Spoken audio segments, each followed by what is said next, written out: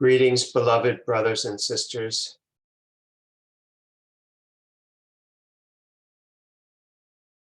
I wish to speak to you this morning about acceptance.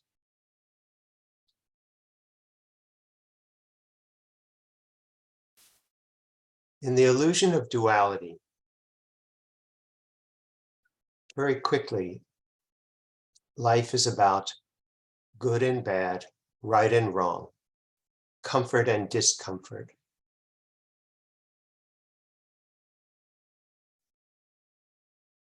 And as years ago Freud said, the purpose of the ego is to maximize pleasure and minimize pain, to keep the urges of the life force, called the id, in check, with the constraints placed upon human beings living in society, which is the superego. And in the middle is this ego that's trying to have a good time without ostracizing itself or without becoming a monster.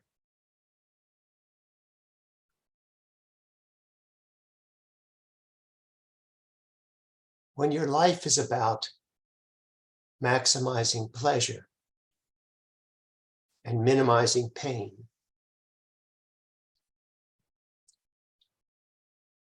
you rarely think about acceptance. But acceptance is the key to open the door. It's the key to your freedom, and it's the opening to God. The ego doesn't accept what is unacceptable. It has judgments, what is right, what is wrong, and it violates its very nature to say something which it finds abhorrent is now acceptable. That's like saying that something that's bad is good. It just won't do it.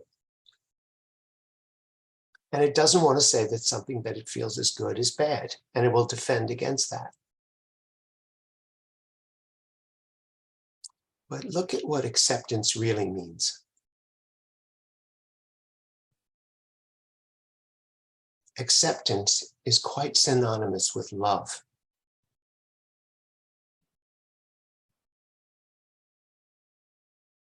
Sometimes when an old person looks in the mirror and they see this withered body that doesn't look very attractive to them, they're so delighted in the presence of a grandchild who accepts them exactly as they are, who's not repelled by their looks, but is completely in touch with the love that they are. And it's quite reciprocal. The baby looks perfect, exactly the way it is. There's this radical acceptance of the baby that's easy. But the grandparent is acceptable to the baby exactly the way he or she is too. And it's quite wonderful.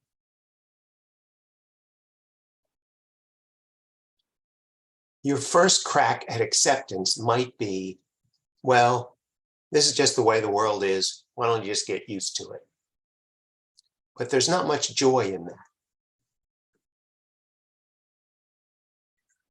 Yeah, the rich get richer and the poor get poorer. You just have to accept that. Or there's a lot of greed out there and probably not fair, but you just got to accept that that's the way life is. Or there will always be wars. People will always be fighting, and you just have to accept that. That's more like resignation. That really isn't acceptance.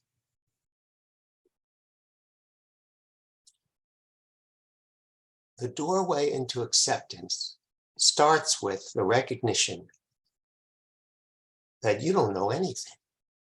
You don't really know what's good and what's bad, what's right and what's wrong. You think you do, but you don't. Many times the things that you thought were good turned out to be not so good, and vice versa. Things that seemed like a curse become a blessing. So the first step is to release the notion that you are the authority on right and wrong, good and bad. The next step is to look a little more closely at what it is that you're judging and see if there's another way to look at that. Your judgments tell you a lot about yourself, places where forgiveness is needed. When you really forgive, you're not saying that what happened was okay, but you're accepting that that's what happened, and it doesn't mean anything. As you go deeper into acceptance, what you realize is that acceptance is this element of love where you've already released your judgments, and now, out of kindness, you're letting everything and everyone be as they are, learning what they need to learn, moving where they need to move, doing the best they can, and so are you. It's a release from anything having to be different than the way it is. It's not that you don't have preferences, but you don't need anything to be different for you to be happy. And then as you go deeper, not only are you accepting what's in front of you, you're actually rejoicing in it. You're not just seeing well, that's okay. You're seeing, wow, that's perfect. It's actually ideal that things are the way they are. Even the pain I'm going through has a certain perfection in it.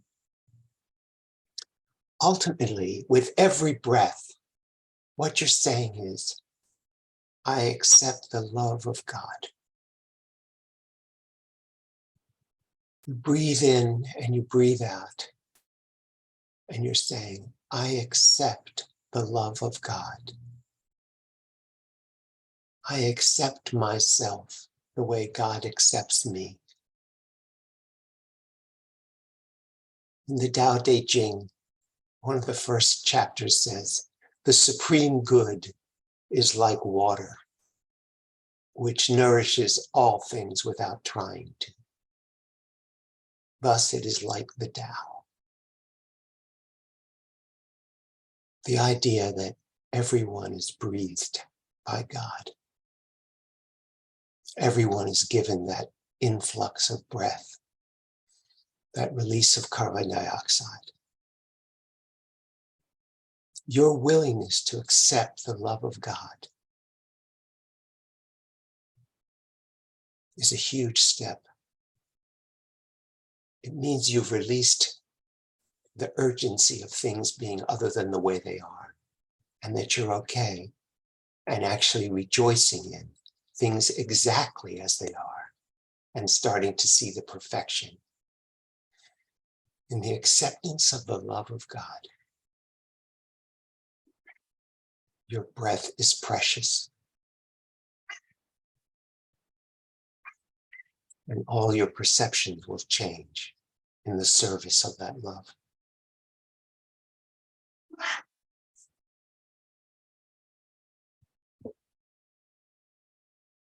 I love you very much, and I'll speak with you again soon.